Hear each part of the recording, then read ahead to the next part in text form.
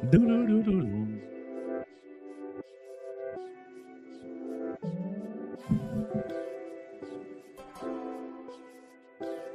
This is The Joe Gaither Show on BamaCentral.com.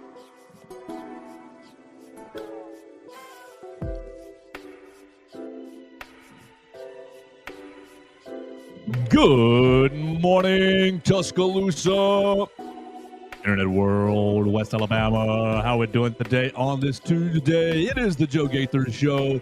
You guys are hanging out with us in the Derry Daniel State Farm Studios on the Bama Central YouTube channel, on my own social media machines at Joe Gaither 6, on Spotify, Apple Podcasts, Amazon. We appreciate everybody who's checking us out. Subscribe, rate, and review the show wherever they get the Joe Gaither Show on Bama Central, BamaCentral.com. We are happy to bring you Tuesday edition of the show. Sorry, well, first things first, you may notice that this is coming to you an hour or 2 hours later, 3 hours later than you normally get it. That is because we were over at the Alabama Athletics facility today to watch 20 minutes of practice or so. Thank you so much, Kalen DeBoer, for having us over at the facility to let us watch Keelan Russell throw the football, Ty Simpson, Austin Mack throw the football.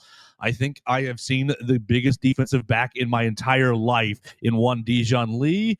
It was fun. It was great. So that's why the show's coming to you a little bit behind schedule, but that's all right. We're here on a Tuesday in the Derry Daniel State Farm Studio Alabama for you. As always, we invite you to come in on the comment section at Joe Gaither 6. You can find us on Facebook, Twitter, or YouTube right there, or you can leave us a voicemail at 205-462-7340, extension 800. I know my man Dax has left us a voicemail, so we will get to that in just a little bit. He is going to lead us into our topic on Jalen Milroe. I want to revisit what we talked about yesterday with Theo Fernandez. You follow Theo Fernandez at Theo Fernandez __ on the Twitter machine. We talked a good, man. Theo and I we went 90 minutes yesterday. My man said, "Oh, I don't care about going to class. We can just keep going." I said, okay, yeah, roll tide. So we're going to have a lot of fun on a Tuesday, revisiting some of the topics with Mason, but moving us forward, talking Alabama football, what we saw at practice today. Oh, man, but we probably need to start with Mohamoud Diabate, as that was one of our topics yesterday, crying about him departing Alabama. And now we're with Mason Woods. You follow Mason Woods at MAWoods_. How are you, sir? Happy Tuesday. Thanks for the audible today. How we feeling, sir? Well, I was doing okay until that was brought right back into the forefront of my mind, and I'm right back hurt. It just got Kentucky. Of all teams, I just don't. I don't know. You went 3-0. You go 3-0 against this Kentucky team, Mod, in your career here at Alabama. Why are you taking this step down? You downgrade. He is downgrading. Mohamoud Diabate, you are downgrading. Is he? Yes. I mean, sure. In current standings, sure. But how? Let's put our thinking caps on real quick. Why do you think he went to Kentucky? Oh, it's money. But yes. 1,000%. Big Blue Nation says, how can we hurt one of the best teams in our conference? Who do we want? I don't know. I'm not his agent. I didn't talk to him. I would venture a guess as to say there were options outside of the SEC offering him similar prospects. Maybe, but I think Big Blue Nation's desperation is almost like Ohio State's was a year ago when they paid, $13 million in the transfer portal for all kinds of players. This is possible. I think that their desperation is really, really, really stinky high. Like it smells to high heaven. The desperation is that. And I think... So at the end of the day, can't be that mad. Yeah, all right. But I'm not happy with it. I mean, can't be that mad. What I want... this takes us to the evergreen topic. This is what's killing college athletics. Yeah. I follow Mo Diabate for 2 years. I fall in love with him for 2 years. I have, for 2 decades, thought, wow, if only Alabama can take down Kentucky. Wow, if only Alabama can eclipse them. And yeah. And now the last 3 to 4 years, you could make an argument that Alabama has eclipsed Kentucky just in the current standing, not all the time. Historically, sure. But then you're going to do this to me? Modi, we have all banded together to take down Big Blue Nation. But then you're going to jump ship and just breaks my heart. It makes it very icky to me as far as college athletics, where we are. I guess I'll be much less emotional about this if you went to St. John's, if you went to, USF, if you went to anywhere, Rutgers, if you go to even South Carolina, like there are a few I saw on the Twitter machine. Oh, he didn't go to Auburn or Kentucky, so I'm happy. That's okay. Good luck to you. And yes, I do say good luck to you, Mo D. But you can't go to Auburn. You can't go to Kentucky or Tennessee, Kentucky or Arkansas. Those are the four right there. If you go to those four schools, I'm going to say bleep you, dude. Mm-hmm. Seriously, bleep you. And like, I hate that. I hate that college athletics is turning into this because we should be loving Mo D for another 2 years. Absolutely. Yeah, oh man, it's just it's a sad state right now where we are at with college athletics, with the just free for all on everything. There's no sort of structure anywhere, and I know it's been this way for a while. And I know that for a long time, I would turn a blind eye to the potential of this down the road, thinking it'll be okay. It's just early. It's fine. But here we are, 5 years down the road now. And it's the worst that it has ever been with the free agency, just free for all. Anybody goes anywhere they want, as many times as they want, and nobody has any repercussions for anything. It's just ridiculous. I still think it all kind of boils down to, like we've talked about a lot of times on this show, it is more an issue with the transfer portal itself than I guess the NIL aspect of things. I still don't love that it's just a bidding war for players, but without the transfer portal in its current state, you would not be able to have that bidding war. So it's kind of the crux of all of our issues here.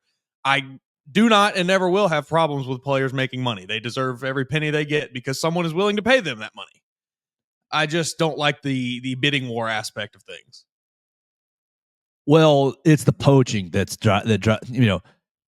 Kentucky, you got money, you're going to go spend it, great. What you need to do, Kentucky, is go to Weber State, whatever you want to do. Go to Cleveland State, go to whoever, Bowling Green, go to these smaller schools and be like, man, this dude was a baller. We want to get him on our. I got a problem with, I just want to buy a player off your roster. I don't, because one, it benefits me, Kentucky, but it also hurts you, Alabama. I just want to buy a player off your roster. I just want what I have heard. Gotten this guy. You seen this gentleman, Jamal Gibson? No. 26-year-old freshman. Is he a military man? No, he didn't go to college. He graduated high school, pursued a career in tattooing, was a tattoo artist for a while. And I don't know exactly how he found himself mixed up with some sort of organized basketball thing, but they were in some tournament somewhere, and he gets seen by a coach, spends 2 years in NAIA, was the NAIA Player of the Year the last 2 years, and now he's transferred to New Orleans University in the Big South, which they were terrible last year, probably will be bad again, but 26-year-old college freshman. Did watch his highlights. They are very impressive, given he was playing in NAIA and he's 6 years older than everyone on the court. But man, just I don't know. Like I'm with you. I hate the poaching of someone else's roster, someone right in your backyard like this. Do your due diligence and find your diamonds in the rough. Don't go steal someone else's players that they've developed. Developed is a great point there, because what was Mo D 30 months ago? 28 months ago or so, when he was leaving high school, coming to Tuscaloosa. My man, look, your shot is still not very pretty, Mo, but it was hitting this year, so great. Keep it up with that. You had an ugly ass shot that wasn't hitting. The only asset that he came to Tuscaloosa with was effort, and great, thank you. The best asset you could have. Yeah. That's what kept him here. I mean, that is the only thing that kept him here. Like you said, his shot was bad. He was not a fit for what this basketball team is really trying to do. He couldn't really score that well. He wasn't overly large, but the effort kept him here. The intensity that he always had every time he stepped on the floor, the The hard hat mentality that Nate Oates constantly preaches. That is what kept Mo D here. And now all of that just gets tossed to Mark Pope in Kentucky for a check. Yeah, so what I did a little reading or heard was, okay, Mo D wants some more money from Alabama. Here's the number we've got for you. That's not good enough for me. I want more opportunity. I mean, you cannot overpay for a 6-man. Sorry, Just is what it is. right? And like you could throw Mo D in your starting lineup and just say he's a starter, but he's not. Mm-hmm. He is the best 6-man that you could have, and what a role you need that. He was awesome. So I think that it's a combination of I want more money, I want more minutes. Okay, well that means I have to depart. Oh, we've got all the money in the world. We would love to bring some blue collar into Big Blue Nation. Mm-hmm. This makes me think of, with revenue sharing going into effect, what is the oh my gosh, how complicated that's going to be. What is the split between football and basketball for next year looking like? How much of the basketball budget was Mo D looking to try to take up, and how much did they kind of have to play both sides and think, is this really good value for what we're paying? Because I'm sure that's a part of it, and I'm sure Nate Oates and Greg Byrne and Kalen DeBoer are having these conversations. I don't know if they're all in the same room together. Probably not. I would imagine it get a little heated.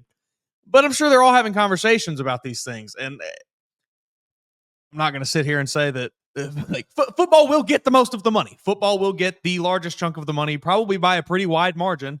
And rightfully so. They have the championship trophy to show for it. It's just, it's unfortunate that Alabama is now missing out on a player because of a money thing. Now, like you say, it can't overpay for a 6-man, but it just sucks. It's because it is just purely a money thing. If we are to believe what we've heard. Heartbreaking to me. And did you see Greg Byrne? Oh, go ahead. No. You see Greg Byrne and Nate Oates on the plane.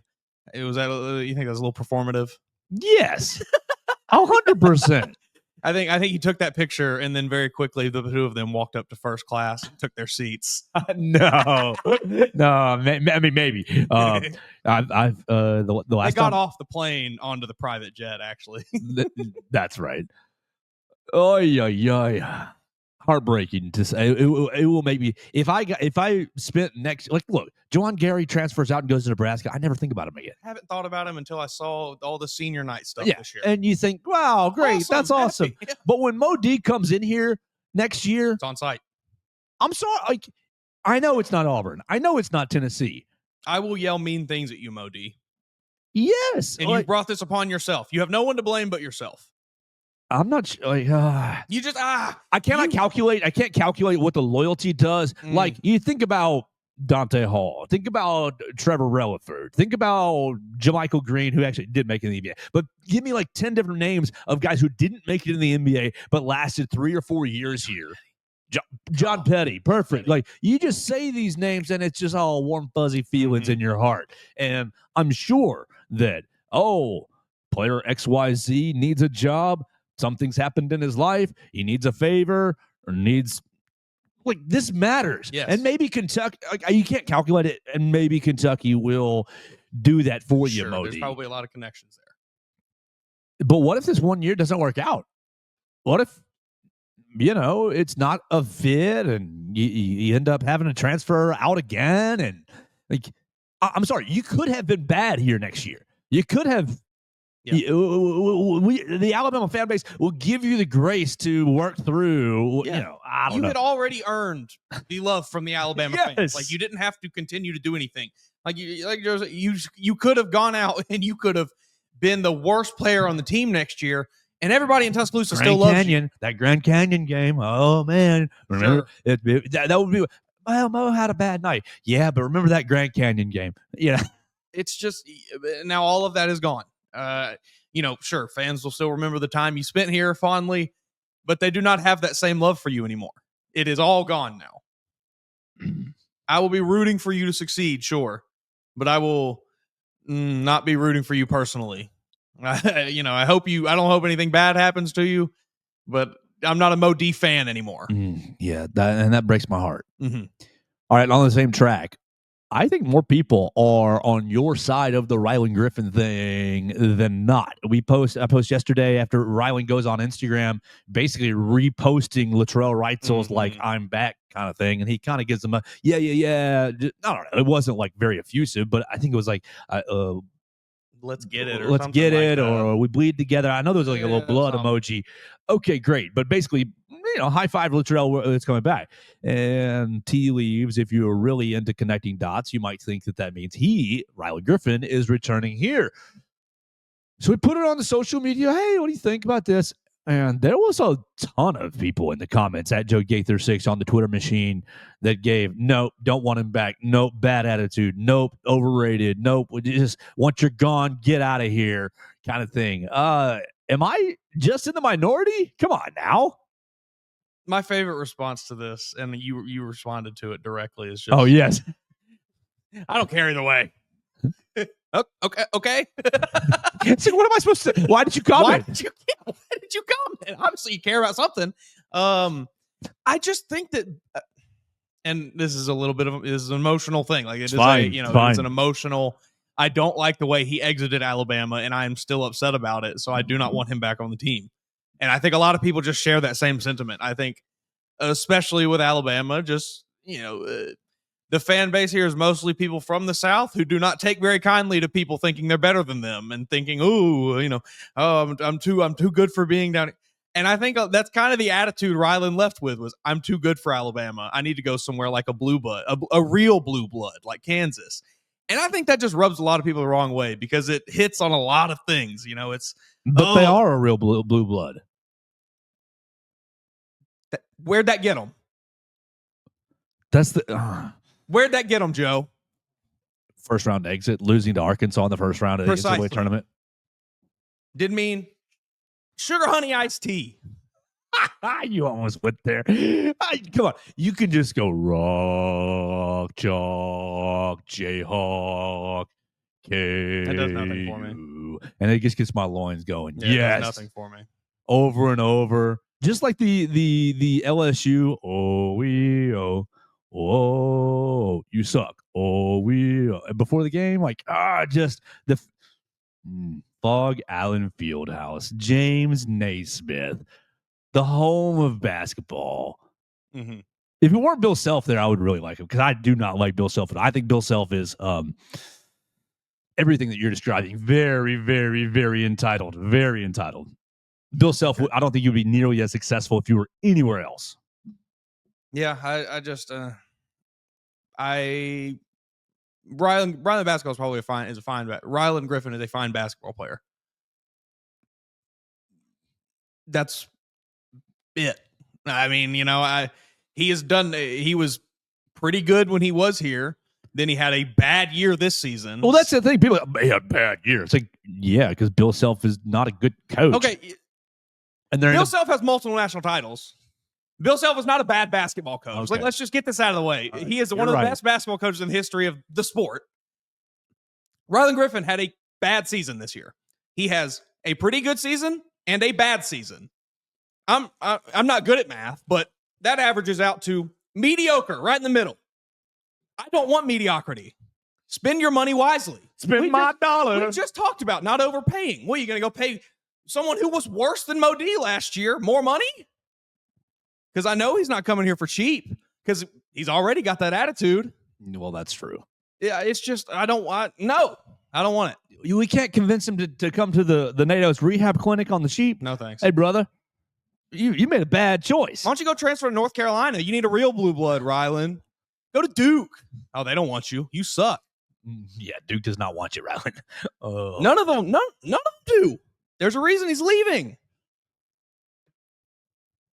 Maybe my sentiment is just length on the perimeter, defending on the perimeter.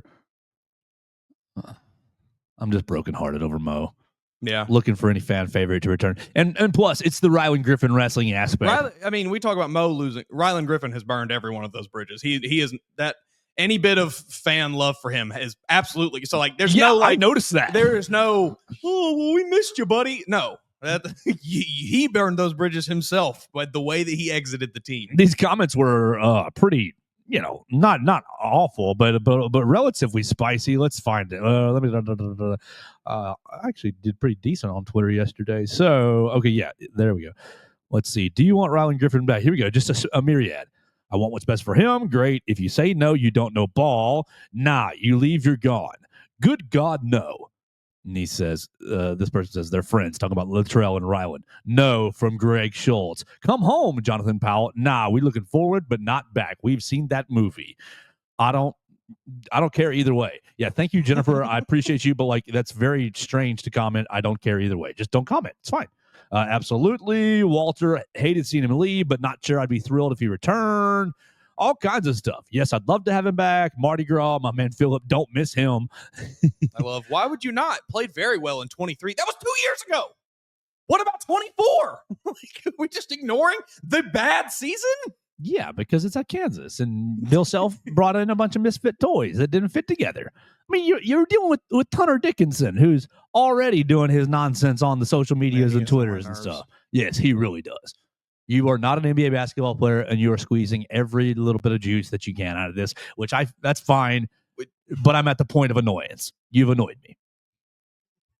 How long do you think he hits the alt-right pipeline and he starts shilling for crypto or something? Well, I don't know, based off his interaction with Field of 68 the other day, really taking a dump on Barstool. Yeah, it was funny. That was crazy. They handled that so bad.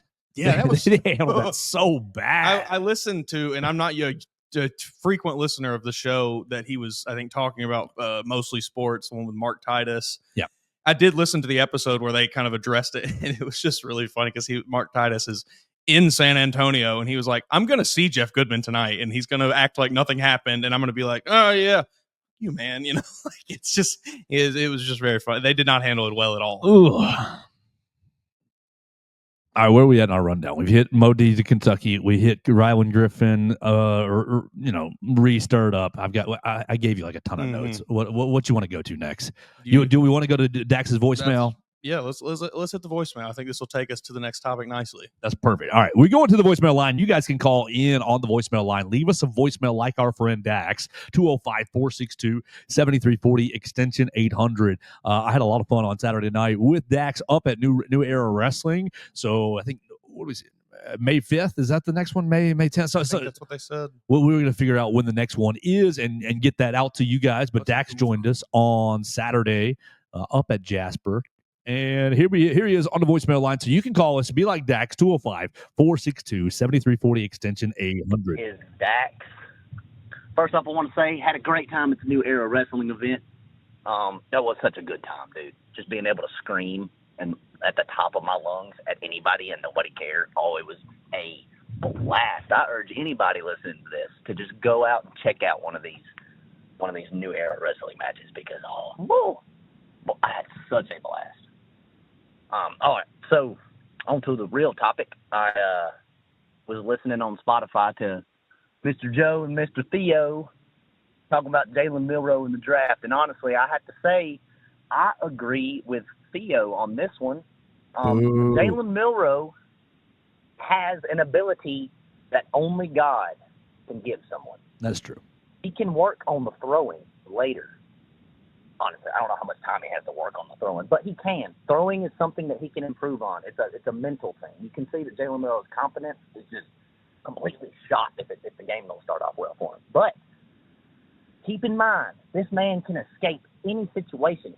It looks like he's faster than any player on the field when he actually gets up to top speed. But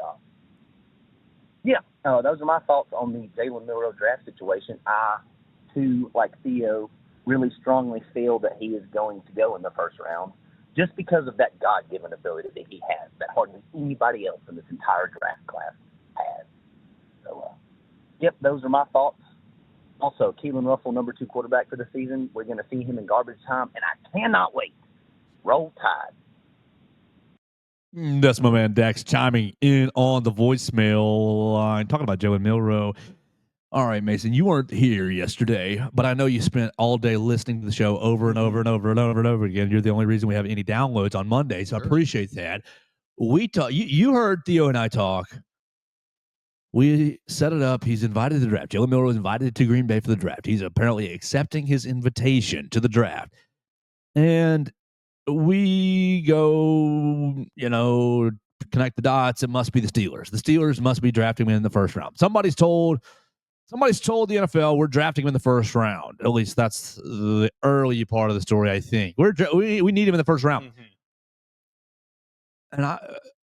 And there's 3 or 4 different layers here. So let's start with Jalen and the first round stuff. I told Theo, there's no way I'm risking my job on that. And he's confident. I don't know what to say. He's confident. No, I am not. I am not. I am not confident in that. Were you surprised that he was invited to the draft in the first round? Shocked. Shocked that he accepted. Also, which that's really the only thing that gives me any bit of credence. It gives any bit of credence, at least in my opinion, to the first round. Like, I don't think he has done anything on the field. I don't think he's done anything since in the pre-draft process that warrants him being a first round selection. This tiny bit of evidence here, Jalen Milroe accepted to the draft and he is accepting the invite, is the only thing that leads me to believe he might be a first round pick. And I am not willing to stake any bit of confidence on that because it's not enough. He is not skill wise a first round quarterback. He's not an NFL quarterback skill wise. Dax, I had a great time with you. Would love to, love to hear you on the show again. Love to get with you on another wrestling event. It was awesome. But I completely disagree with you. Maybe this is a hot take. I'm not even really that sure that Milroe is like this wild, amazing athlete that everyone talks. The guy runs kind of fast in a straight line. A little more than kind of fast, but straight line is great. I mean, he's not the. It takes him 30 yards to get to top speed, that's if he doesn't get touched because he can't make anybody miss. He is not this generational like athlete that I think people have billed him as. And you have to be that to overcome the deficiencies that he has. Right. I threw 2 names at Theo and he said, "Oh, you of course." Is it a little unfair? I said, "Is he a better runner than Lamar Jackson?" No. I said, "Is he a better runner than Josh Allen?" No. And he, that's a little unfair. And I'm like, but that's the bar. That's what we're talking about here. I said, "Is he a better runner than Jalen Hurts?" No. Like, you got to think about some of these running quarterbacks who are, hey, buddy, you got to your legs are how you're going to survive. We'll mix in about a dozen passes and we'll try to make them easy on you, rookie Lamar Jackson, and you will look good hitting these 9 passes. You go 9 for 12. People will say you can't throw, but we'll win, and you'll continue to learn the NFL. Like I don't think that Jalen can operate a 9 of 13. Who was the worst quarterback? I mean, the worst quarterback in the NFL last year, probably Anthony Richardson, had the worst completion percentage. Jalen Milroe is not as good of a quarterback as Anthony Richardson is. He does not have the same skill running. He does not have the versatility running. He doesn't have as big of an arm. He has just as inaccurate of an arm, but he can't throw it as far. I do not think Jalen Milroe even reaches the bottom tier of NFL quarterbacks when we're talking about skill. And I hate to say that because I love what he did at Alabama. I'll rock that number 4 for a long time. I will remember you very fondly, Jalen. But you just aren't. You just aren't cut out for the league, in my opinion. Now, that opinion means nothing. I'm not qualified even to probably say it. But I've not seen anything that leads me to believe he will succeed in the NFL at quarterback. If some team can, like I said, for months now, create some sort of gadget package for him a la Taysom Hill, that's really, I think, his only chance at success. So what is the NFL draft, Mason? What do you think it is? This is not a trick question. What do you think it is? Just as a entity. Big TV event? I was not even, I didn't set you up for that. I love you. Like, I cannot say how much I love you for that. We did not talk about that before. It's a TV show. It is a TV show. Yeah, it is for our entertainment. And there was a long time where it was just a bunch of guys in a conference room all sitting around a round table saying, "I'll take this guy. I'll take this guy." Mm-hmm. And then it got reported in your newspaper. Mm-hmm. Mm-hmm. And so, God, I love you so much. Thank you. So yesterday, And Theo listen, and I'll I eat it up every year. Oh, I'm watching it. I am planning a menu in my brain. Yeah. I got to make some homemade pizza. My Bears podcast buddy said, "Buddy, I was like trying to complicate the menu. He goes, pizza and wings, bro. That's easy." And I was like, okay, probably. I'll be watching it the entire, even on Saturday when it's just like names across a ticker. I'm gonna be sitting there like, all right, we're up in 10 picks. We're up in 10 picks. Here we go. Who are we gonna get? Mm-hmm.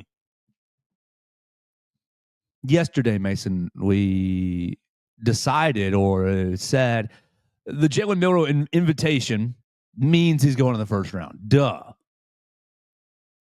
The day swirls, and I am wondering if it means something else. People, the NFL doesn't want to have another Will Levis situation. They want to see Jalen Milroe walk across the aisle on Thursday night, hug Roger Goodell, get the Jets jersey, the Steelers jersey, the whoever jersey. You know what meme you still see every day on Twitter? Brady Quinn? Will Levis sitting in the green room waiting. The NFL, I think, absolutely wants another one of those. I can think Brady Quinn off the top of my head. You threw how one, many EJ Manuel, you mentioned right before we started. Christian Ponder waited a second, didn't he? Aaron Rodgers. God, that's like the biggest one ever. This is gold. I mean, you remember Johnny Manziel waiting? It's TV gold. Like, all you heard about was who's going to take this quarterback? What team could be available to take this quarterback? Where's this quarterback going to go? Who wants this quarterback? Jalen, don't do this to people. Don't let them make you their puppet. Yes. Like everything I said 5 minutes ago was about you as a player, but I really like you. Every interaction we've ever had has been extremely positive, even after you've lost. You've been very good to talk to, despite frustrations. Understandable. Don't let them do this to you. Because even after the news yesterday, he gets invited. I thought, there is no bleeping way. It was so shocking to me. There is no way. I am not staking my job on Jalen Milroe as a first round draft pick. Man, get him in the second round if he falls to the right situation. Great, I'll give you a chance. But like, that is a fireable offense in 2 years if he doesn't work out. Jalen, man, people have made narratives about you for 4 years, and every little thing you do is, well, this means that, and this means this, and look, we've been doing it the last 10 minutes here. Do not give them more fuel. Be it Houston. I'm pretty sure he's right outside of Houston. Katy, Texas. Katy, yes, thank you. But I think that's 45 minutes north of Houston. It's great. Right close to it, yeah. Go to Katy, be with mom and dad, get girlfriend, get brother, sister, mother, grandma all together. And like, if you get drafted in the first round, take your phone call and get your hat on and go, I don't know, man. I think it's I'm with you 1,000%. And now this is just Joe being Joe. If you don't get drafted in the first round, you're spending the night in Green Bay. You're going up to Green Bay to watch 32 other people who get drafted. You can spend the night and think, well, dang, now I got to go back tomorrow and be made a fool of. I don't like it. I don't like it. If I were in his camp, which clearly I'm not, I'd be like, brother, I would really encourage you to rethink this. Yeah, I think the reward is not really worth anything here. The Jalen wants the photo. Here, Jalen wants the photo getting the jersey with Roger Goodell. Sure. Who doesn't? Yeah.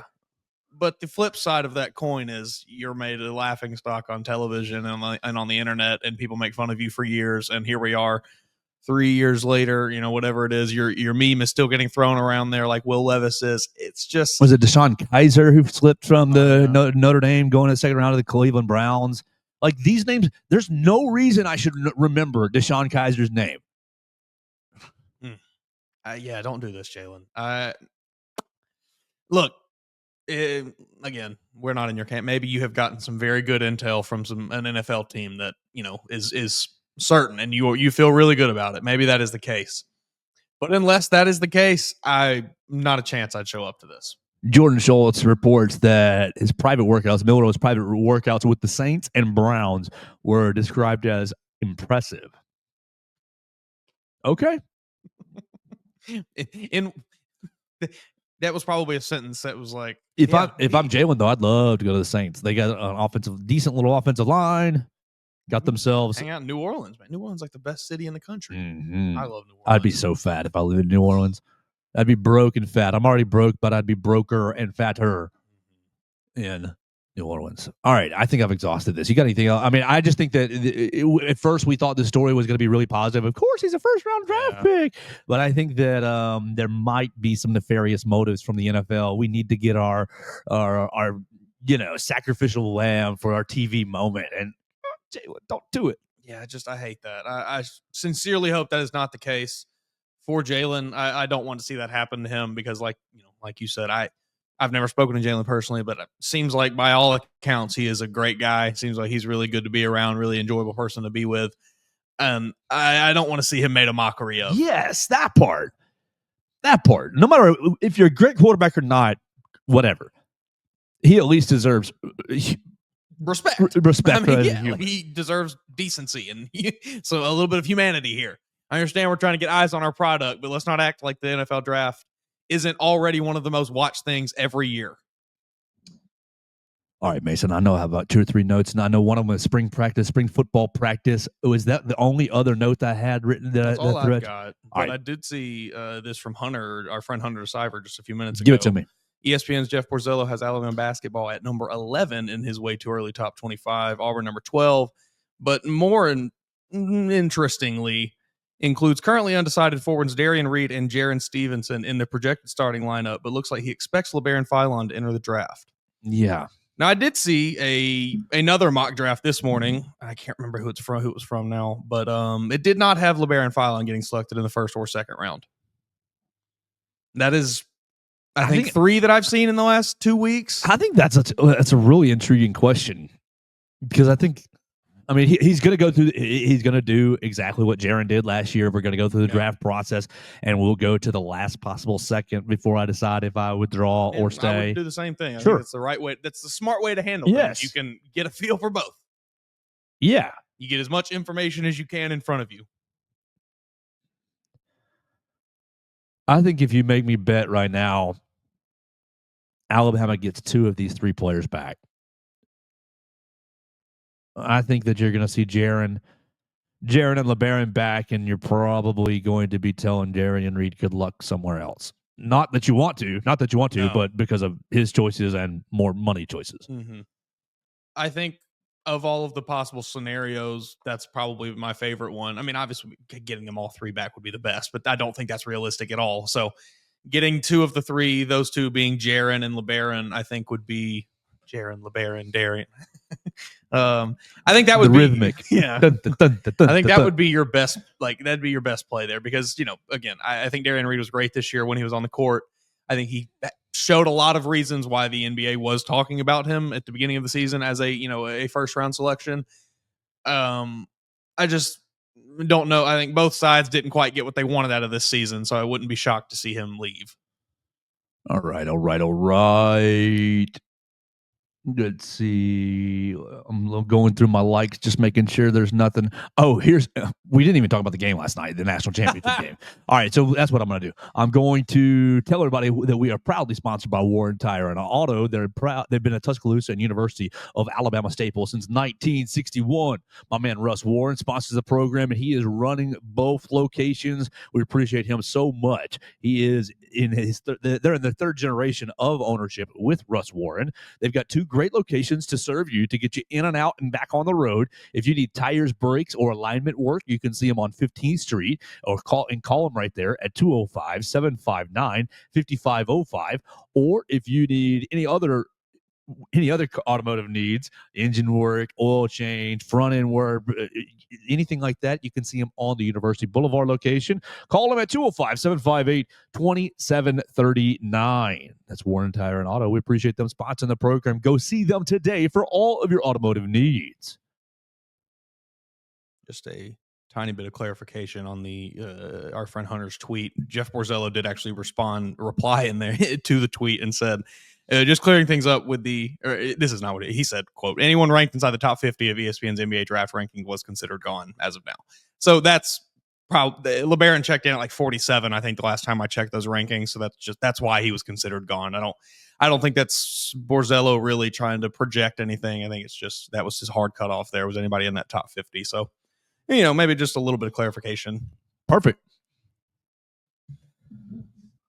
Some Florida Gators. Oh, my gosh. Those Florida Gators became national champions last night, 65-63. Can I be honest? Sure. I did not watch a second of this game. Why not?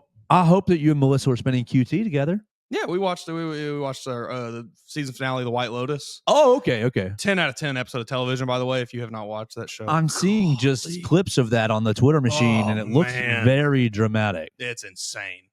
There are not few television shows that genuinely have me like writhing in my seat and like, oh my God, like what is happening? Did you watch Succession?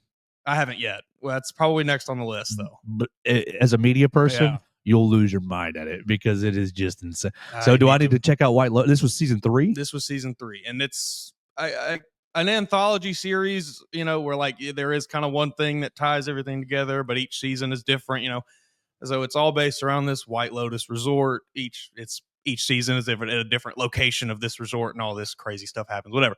But great episode of TV. Didn't watch a second of this game. I mean, quite literally, not 1 second of it. It did not touch my TV. Was it because you were more interested? I'm just asking. More interested in the White Lotus, not interested in this game, or trying to appease the wife? I think a combination of the first two. Sure. I really, I like basketball.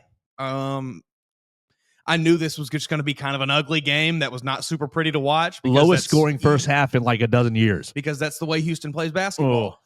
And I was not overly interested in watching that. I think I would have been much more interested in maybe Duke, Florida. That would have been high flying. You would have seen an NBA kind of closer to what the NBA is doing, maybe. But yeah, that, and also, I was very excited to watch this television show, and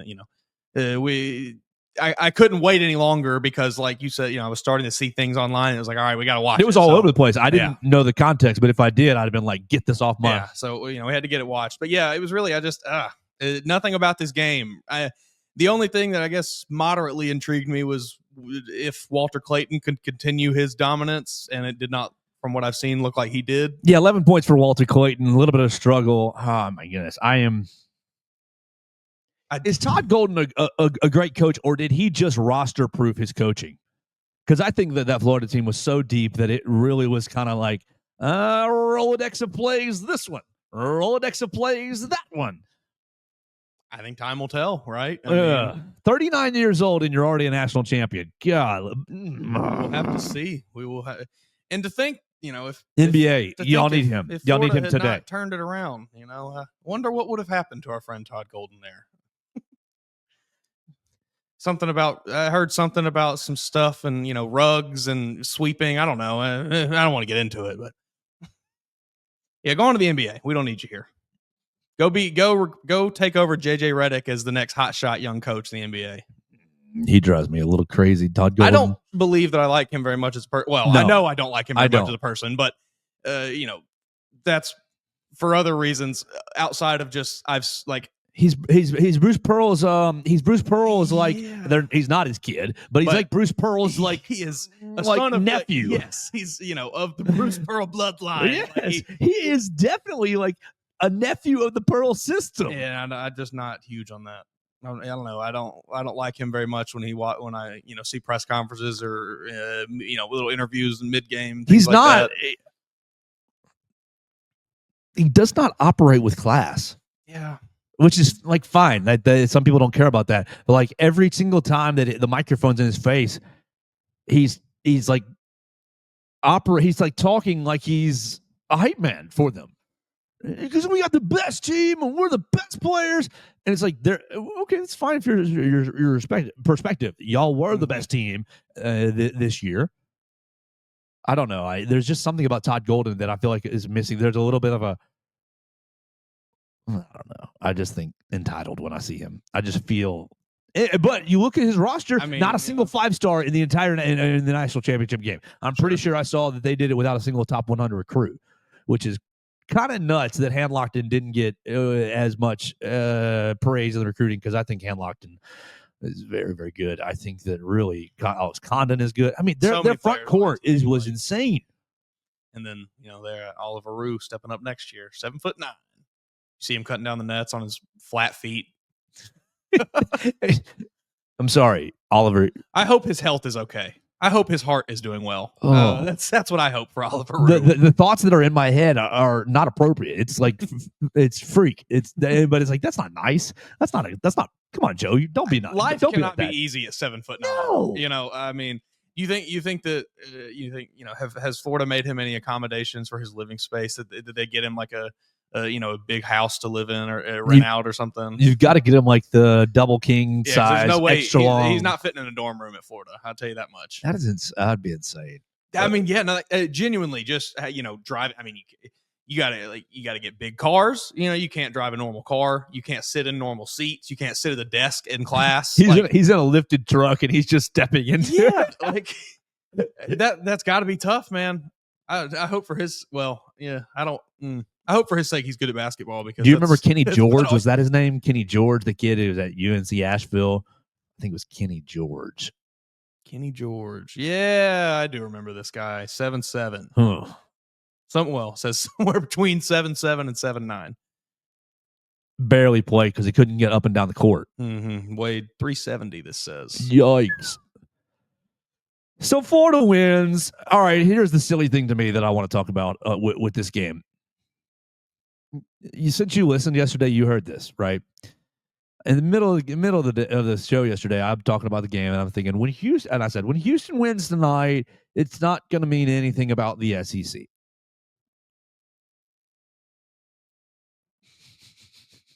And we're sitting here, 12 minutes left to play in the game, and you're seeing all kinds of messages. You're seeing all kinds of tweets. You're seeing, well, the SEC sucks. Well, the SEC sucks.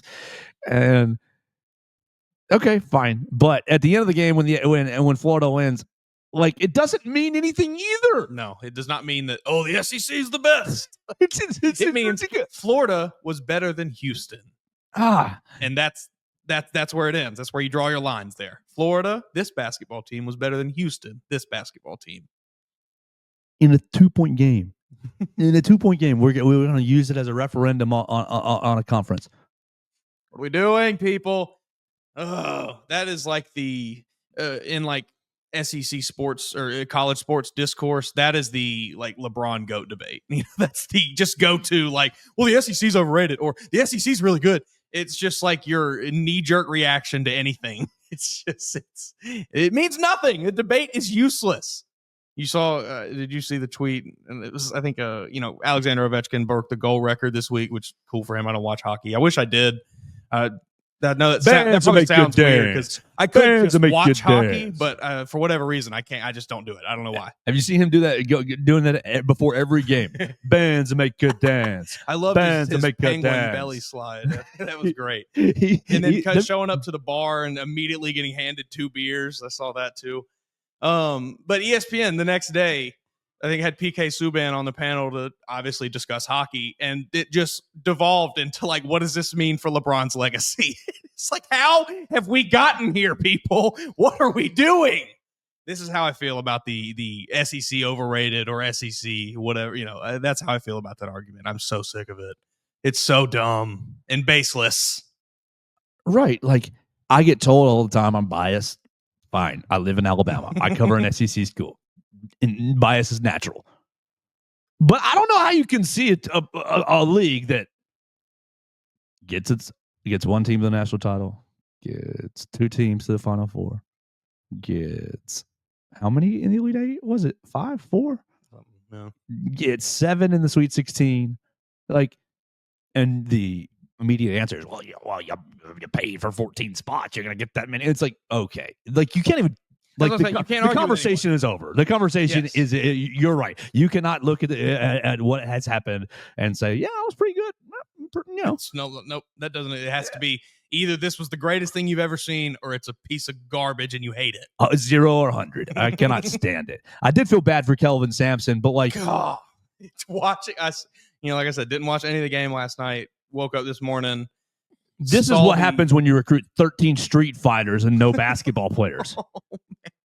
The view of him just standing there, hands on his hips, watching that final 8 seconds or whatever it is tick down while his team scrambles for a loose ball because his player tried to shoot it and then decided in the air, no, I'm just going to drop it. It was like he just froze. And yeah, I do feel a little bad for him because, like, man, you were right there. I don't know if I'm sure you'll be close, but getting right there, that's really hard to do. Up 12, time ticking away in the half. Not good. Kelvin Sampson. What do you think he said in the locker room after that? What do you say? I mean, honestly. Well, you don't say anything. You just, well, guys, you suck. It was a good season. Thank you. They're go cry. Yeah, they're up 10 with 15 minutes to play.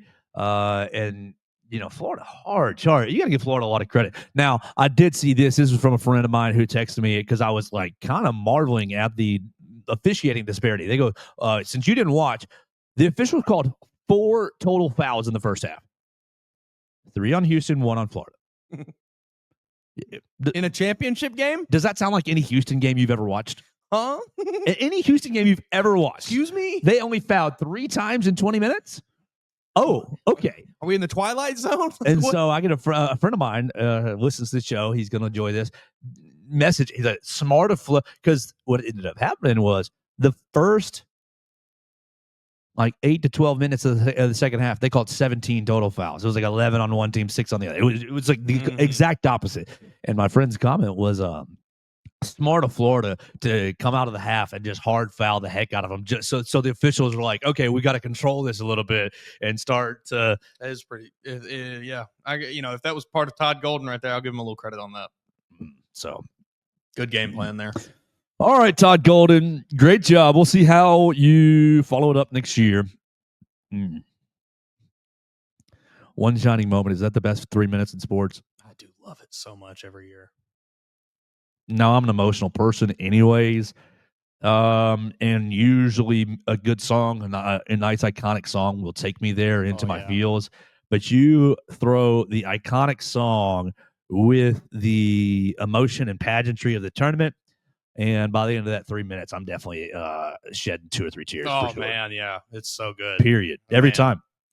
It just, there are so many games in this tournament. And, it's very easy to forget about the small little moments and things that happen. And that video every year does such a great job of just reminding, like, oh, man, I remember when that guy hit that 3, or, oh, I remember that steal. I remember that dunk. I remember that fan, whatever it is. I love it. It just I need that as something that I can take as a pill every morning. The one shining moment in pill form. That's what I need. The ball is tipped. So good. Oh. Oh man, yeah. I'm gonna listen to it on the car on the way home. Yeah, the tournament is not over until one shining moment is aired and done with. So every year at my house, that's how it was. But I'll tell you, last year, watching one shining moment on the floor was wild. Oh, yeah. It was wild because the UConn players were watching it too, kind of right off the side of us. And when they would show up on the what a CBS, well done, good on you, well done. Nice to see Mark Sears and the 3-point barrage in the one shining moment last night montage for the Crimson Tide. Would have liked to maybe see the Grant Nelson block on Cooper Flag. Ooh, yeah, but we can't. It's okay. We can't. They did lose by 20. We can't let the Golden Boy look bad. All right, let's start talking about some spring football real quick.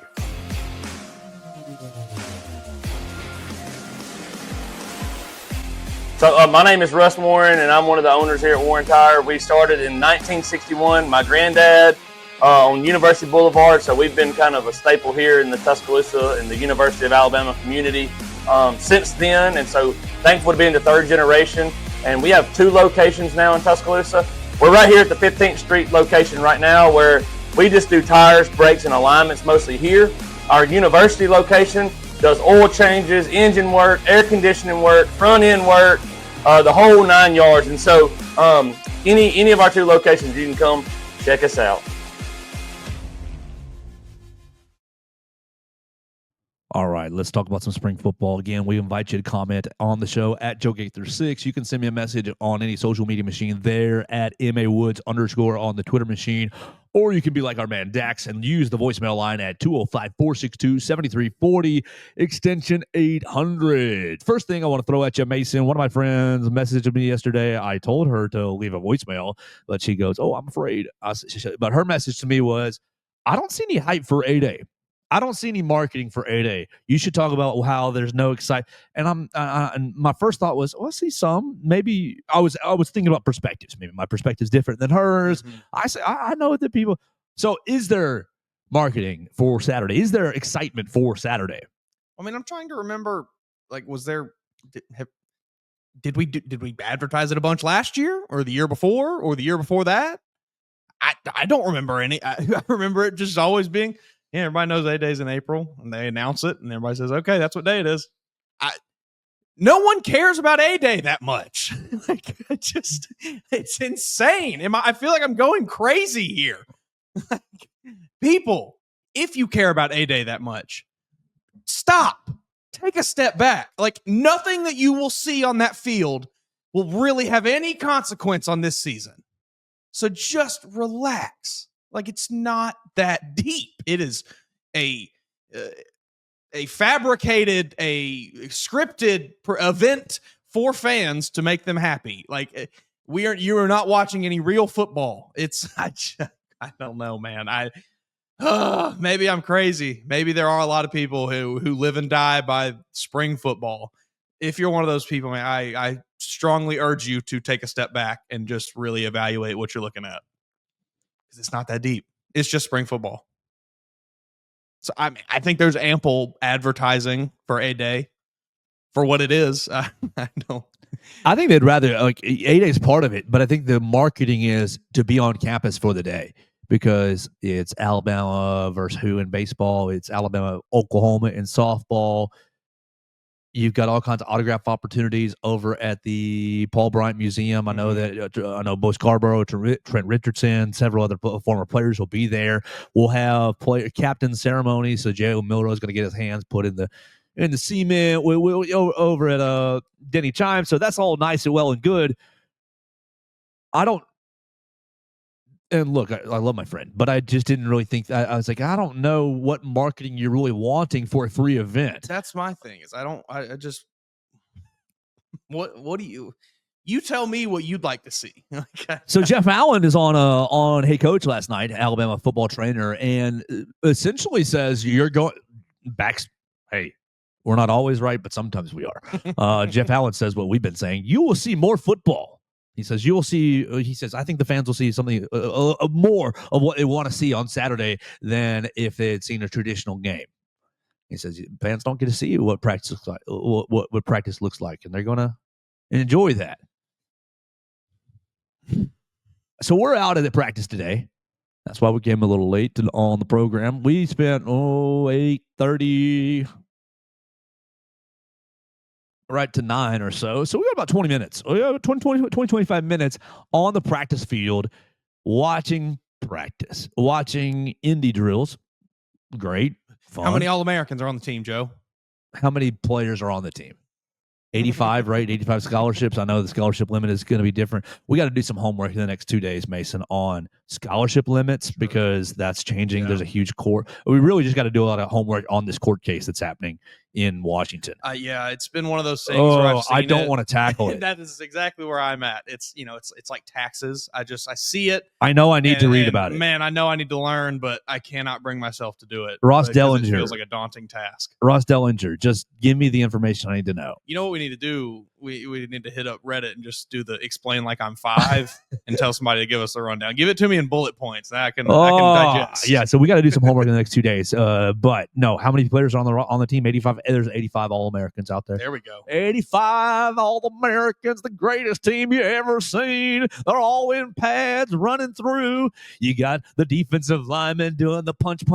We're going to rip the ball out drill. You got your defensive back doing the punch, back pedal drill. And look, I've never seen a team with the amount of skill and like just greatness that this Alabama squad has. look, I was there for 20 minutes, and I mean, I can tell you, they were unbelievably good. Well, the blocking dummies were moving a lot further this year than they were moving last year. The blocking dummies last year weren't moving very much, but this year they're flying all over the field. This is what you people sound like. The blocking dummies. Insane. Oh, yeah. It is crazy. What do we see, Mason? Nothing. You can see it on I'll tell Bama you right now. You can see it on Bama Central's YouTube channel. I'm not lying. Like, this is real. The videos that I took, the videos that Katie Wyndham took, and the videos that Hunter DeCyber took and the Mason Woods took are right there on the Bama Central YouTube channel. And you can decide for yourself what you're seeing. What you're seeing is each now there are some cool things out, and that's what we'll talk about, the cool things to me. But what you're seeing is position group versus position group running circuit drills to warm up. Great. What's cool to me is the fact that I like the structure a lot. I like the structure, the way the practice is structured. Now seeing it for the second year, right? Seeing it for the second year, and kind of like, this is a tiny difference from Nick Saban, where you'll send the players through different circuits, the coaches stay at the same spot, and each position group gets eventual, interaction with said coach, doing said coach specific drill that said coach is, hey, if this is, let's just say you're dropping back into coverage to, backpedal, breaking the ball, interception, right? Well, if it's Mo Linguist, we're going to, when the cornerbacks come up, it's going to be a 10-yard drop and you're going to go away. But when the outside linebackers come up, it's a little 4-yard drop. And so it looks a little different, but the drill is the same. But everybody gets specific. A little bit catered to your position. Right. But like, the outside linebacker then gets to get coached on his back pedal by the defensive backs coach. And so it's like, this is like my area of expertise a little bit. And yes, the defensive back coach is not making him do a 15-yard drop. He's making him do a 5-yard drop. But it's like, I am looking at your, this specific skill that I actually kind of really know really well. And I can give you little tweaks and pointers. I think it's cool. I like that. And go ahead. Yeah. I think it's great. I think I have no problem. Like, we can sit here and just objectively observe what was seen at practice. That's fine. But it's just when, and I've already seen it this morning, when you see these projections. All-American. Oh, so-and-so. I can tell you right now, he looks like an All-American. Oh, he's going to be competing for a Heisman. Like, you cannot possibly know that by what you have seen. You are just making things up out of your head. And to me, that's just ridiculous. Like, let's just observe. Let's objectively speak about what we saw, and let's end it there. We don't have to project. We don't have to make things up and put them out there. It's just so insane. You see it every time there's any bit of availability for a practice like this. I go crazy over it. And the fans are like, well, tell me, like, they need to also understand that there's nothing to really grasp from this other than, here's some few minutes of video. Take what you want. So it's great to be there. Yeah. But I think that I like the circuit style because it keeps the practice pace quick. I had a football coach that tried to do that with a team. You got to have a lot of coaches who are competent. Go there. We had 4 coaches on staff. It's not enough. It simply was not enough. Yeah. It was a disaster. Guys were running into each other between drills. Every circuit has a coach and like 8 GAs on it. We looked like a field of chickens just running around. It was hilarious. The other observation, there's a couple more observations for me, but the biggest thing, outside of the circuits that stood out to me was I walked over towards linebackers, defensive backs. That's where I walked over towards, and man, it took me a second to realize, these are the inside linebackers. These are not safeties. I'm sorry. Yes, I'm sorry. And that you can say, Joe, you're an idiot. You should have realized it right off the bat. But I did not see number 0. I did not see what's Jefferson wearing 11 this year. 11. I did not see either of those two guys. And then I thought, who's the big dog in this group? Where's anybody in this group? And then I realized, 15, Duke Johnson. 36, Huey Reese. You're just going down the line. 41, Nakai Hill Green. 26, Luke Metz. I'm thinking to myself, oh, yeah, it was Caden Jones, Caden 30, right? Caden's a little bit big. Caden's listed 6'4", 230. We know how listings can be. I'll just say, to me, I'm looking at the inside linebacker room without Deontay Lawson and without Justin Jefferson, and thought, ooh, a little small. You got Nikai Hill Green listed at 41. 41 is listed at 6'2", 235. Yeah. I mean, I think you probably, in a perfect world, you're wanting those, 6'3", 6'4", close to that 250 range, maybe. I just want, nobody looked imposing. Sure. Now, granted, this is 20 minutes, so like, who cares what they look like? You didn't see them cracking skulls. I didn't. You saw them running through drills, doing form tackling, which, great. You can. And I mean, like you said right before you started, we didn't see like the two main guys. Exactly. And to that point, it was really jarring to me. I'm there with the linebackers. I'm there with the defensive backs. That was my first thought with the linebackers, and then I look at the defensive backs, and you see Zabian Brown, and Zabian looks like he's going to be a great, going to step into and be good. You're doing it. I know. Sorry, Zabian. It looks like a great athlete. Period. And then I'm like, who are the rest of these guys? Who's that basketball player? Right. Who are the rest of these guys? Of course, there's no Damani Jackson. My takeaways are, man, these young players are getting a lot of reps. And of course, they'd be getting reps anyway in the line. But you're putting Dijon Lee 2, 3 in line. Number 2, number 3 in line with Cam Calhoun. And I'll tell you, Cam Calhoun looks like a good athlete at cornerback.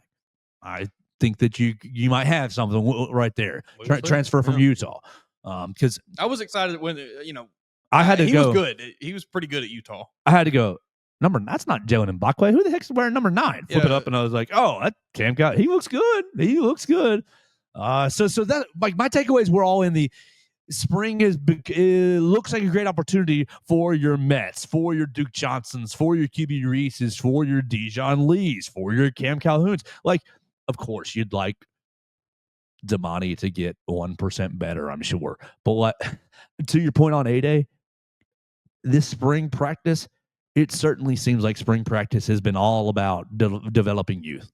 I think that's what it should be for. I don't think you're really doing any real meaningful, I don't know, meaningful is the wrong word, but with a veteran player, I don't know that you're really making any meaningful strides in the spring. I think that's, those kinds of things are happening in the off season.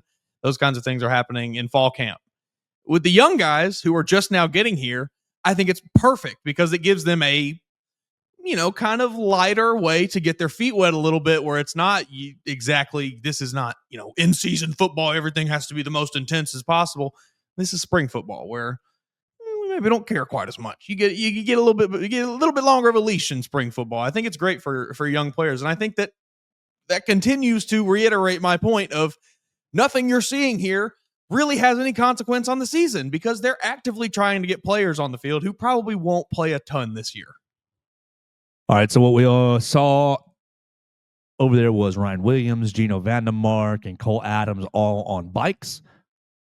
Anything that we weren't really expecting last week when Coach DeBoer said that Ryan Williams probably done for the spring. Oh, we're all going to lose our mind. Hamstring or something. He called it maintenance, and he called it just keeping it healthy. We were in the facility last Thursday. I was not there for this because I showed up pretty much right on time, but people were talking, oh, Ryan was taken to a car, and I don't know that I believe that. What I don't know that. I don't know that. So look, I think it's fine. I think what we're doing in spring is just developing the roster. Get everybody as healthy as we can. Let's not run anybody off by saying these are the ones and you guys are all bums and fours and you all need to go find the portal. No, just develop this is, I hate to be this way, but this is a very high school, hey, there's no reason to ruin the seniors here. There's no reason to get the seniors busted up here. Let's make sure the freshmen all learn the plays, right? Ryan Williams knows the plays. Gino Vandermark knows the plays. That's what I'm saying. I just there's not that much value in having all of your bona fide starters for the fall out there playing in the spring. It's just we talked about risk reward with Mo D. It's kind of the same thing. Like your reward there is minimal, but the risk of you injuring a Ryan Williams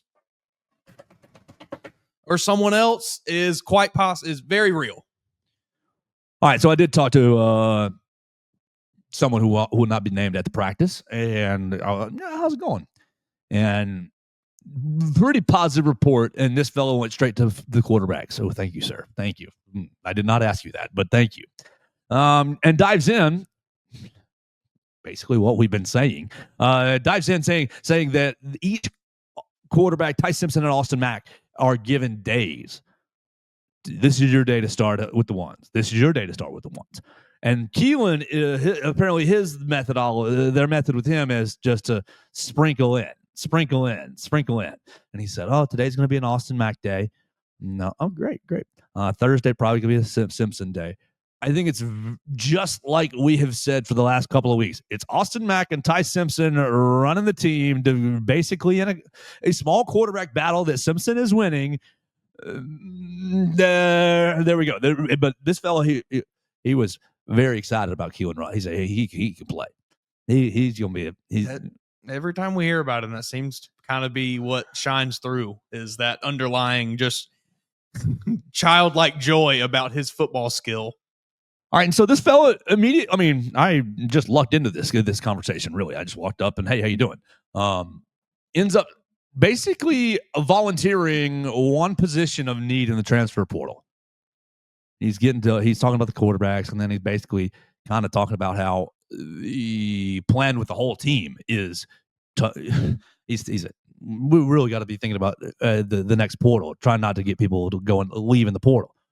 Yeah, I think that's why he was talking about Keelan getting his days, sprinkling them in, and making sure Matt gets his days, making sure Russell, making sure nobody leaves in the portal. And he wasn't just talking about quarterbacks, but it was about everybody. Sure. And I think you're seeing that now when everybody gets a chance. Everybody's a chance with the ones. Oh, Dijon Lee, here you are with the ones. Up, Dijon Lee, here you are with the fives. Like everybody's mixing in. But he offered up one position that he thinks that Alabama needs, and it took me by surprise. He says, we got to go find somebody in the portal. And I thought, what? What you talking about? For what? What do you think? What position do you think he offered? It's a niche spot. Yeah, I mean, I don't know. In the past, I've said tight end maybe. Okay, is it that tight end H-back kind of Robbie? We ain't got no blocking tight end. Yep. We ain't got no Robbie Oots on this team. That's exactly. And he goes, you don't know how much Robbie and CJ did for this. And I said, Robbie was a man. We know very much. I said, believe me, on the Joe Gaither show, we know all about the blocking tight end. Robbie Oots makes me that's a football player. I said, well, we got some tight ends, we got.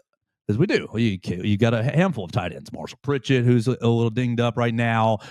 Oh, goodness. Caleb Edwards has not come to campus yet. Goodness gracious. You got Danny Lewis, tight end as well, receiving tight end. Who else am I missing? Oh, my gosh. Look at this. Yeah. Lane Wisenhunt, walk on. Peter Knudsen. I don't know anything about you, Peter Knudsen, but you're going to transfer as well, I think, from Weber State. And then you, Danny Lewis, right. I mean, it's Jay 6'4", Lindsey, 240, Peter. You might be our guy here. Come on. Jay Lindsey, 6'5", 250. Come on, Jay. You need to step up. I know you're a fan of Marshall Pritchett. So, and then Peyton Fox is listed here as well. Looks like a walk-on. I don't know, but he said, we got to have a walking tight end. Everybody needs one, All right. I think there's always a spot for that type of player on the team. I mean, you ask anybody, do you want a guy who doesn't care about getting the ball, but will get his hands dirty and hit some people? Oh yeah, sign him up. I'll take 50 of them.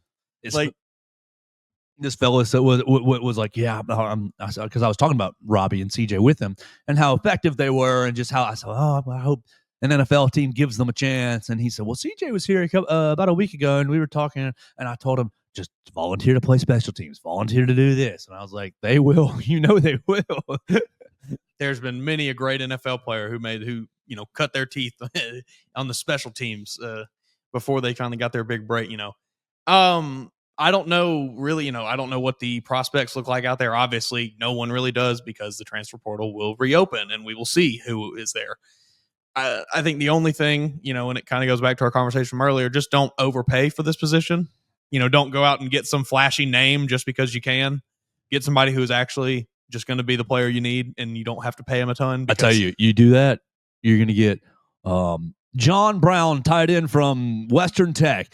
And what's going to happen on the Twitter machine?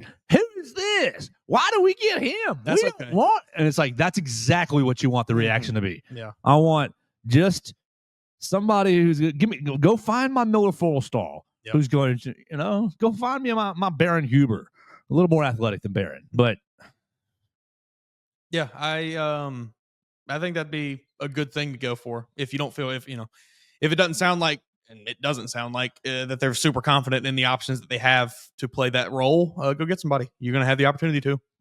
This fellow said, "Yeah, I went and talked to Courtney." I said, "We gonna find a tight end?" He said, "Courtney said I'm trying." So they don't take that to mean anything, but just like an offhand comment, right? This is something I've never really considered, and you kind of brought it up with like the team recruiting itself to like not transfer out. The team having to work on it. So be like, hey guys, nobody transfer out, guys, please. Let's all stick together. And I imagine that there is some inside meetings with groups of players and things like that. Maybe a la Nick Saban's leadership council, where you have a group of guys who are kind of tasked with, hey, I need you to keep these dudes in line because we can't be on them 24 hours a day. I would say there's definitely. I would say the leadership council definitely plays a part of that. I was mostly just meaning the way that they're handling practice, as far as reps and opportunities of practice, because you don't want to just make somebody. You're the first string guy and you're the fifth string guy. Well, shoot, I'm getting out of here. Nuggets fire Mike Malone. All right, great. Sorry, Mike. You'll be fine. Big time money. Yeah, sure. You'll be A-okay. Okay, so I don't know that I had that many more practice observations. The quarterbacks were on the opposite end from where I was. I had that nice little conversation with somebody random that I trust. And I think A-Day is going to be fun. Come to A-Day. Come. Seriously. Don't let it, because it's not a game, affect you. I think you will see, if you are passionate about Alabama football and you're, what are we going to see? We want to see these quarterbacks. I think you'll see plenty of the three quarterbacks. I think you'll see a lot of them. You'll see them all exactly the same amount. Yeah, and they'll all be throwing. Ty throws a go ball. Austin throws a go ball. Russell throws a go ball. And then we just Uno reverse style. Keelan Russell throws a hitch route. Mac throws a hitch route. Simpson throws a hitch route. And then Uno reverse again. Yeah, I think we've been saying it for a while. You'll get to see more football. So we will be back in the facility on Thursday. We will do some homework today on, this court case in Washington. That's really, really going to change a lot of things in college athletics. They're nailing down the rev share. They're nailing down the future scholarship issue. I think that what I saw yesterday that was encouraging to me, because big concern, the walk-on issue. They were just going to scrap all the walk-ons like in 2025, like next month. And so Alabama's roster of 120 goes to 85. And obviously you're going to add some scholarships. That's up for debate as well right now. But you're basically just you're not firing, because it's not a job, but you're firing 20 sure. walk-ons from Alabama. The judge sounded like she wanted to have like a phasing out period. Like, hey, buddy, if you're Johnny Walk-On and you're a freshman, well, you're grandfathered in. But if you're Johnny Walk-On and you're a high school senior, sorry. Mm-hmm. I think that would, if that's what it is, that certainly seems like a much better way to go about it, because it would have been unfortunate to see walk-ons just kind of get cast to the darkness like that. I do think, I don't really have an issue with the new scholarship thing. I know some people do, talking about like, well, now there's just no walk-ons. Some of the guys, not all of them, mind you, but a lot of those guys that would have been walk-ons now will be on scholarship. I don't understand why people are angry about that. Yeah, I think that's what's going to happen initially. Yeah, that's eventually, sure. It'll get phased your fringe out. players that are, guys that maybe shouldn't quite, or maybe won't be starters ever. Maybe those guys won't be playing on Alabama in the future. But isn't that better? Because the team will be better. So I'm okay with it. All right, so we'll do more digging on this court case that's happening in Washington right now that's about to change college athletics. We're going to talk to head coach. Oh, let's see. We're going to talk to football players on Thursday. Will it be head coach? Let's see. There to go. Thursday. Yeah, just players. Players. And I don't know if we're going to get Coach DeBoer or not after A-Day on Saturday. It sounded like we will not because they want to sign autographs for you, which is fine. Great. A little less work for me. No problem. So we'll talk to the players on Thursday. We'll observe A-Day on Saturday. We'll keep following Alabama's news, basketball news in the transfer portal, and we'll come up with all kinds of great things to talk about with you guys on the Joe Gaither Show on Bama Central, BamaCentral.com. Thanks to everybody who has watched us on the Bama Central YouTube channel, on my own social media machines at Joe Gaither 6. Who's listening to us on Spotify, Apple Podcasts, and Amazon? Go ahead, subscribe, rate, and review the show. Send the show to a friend, and we'll be back tomorrow right here on the Joe Gaither Show on Bama Central and BamaCentral.com. Thanks for joining us on today's edition of the Joe Gaither Show on Bama Central. Keep up with Joe on all his social media pages at Joe Gaither 6. Subscribe, rate, and review the show on Spotify and Apple Podcasts, and be sure to read us daily at BamaCentral.com.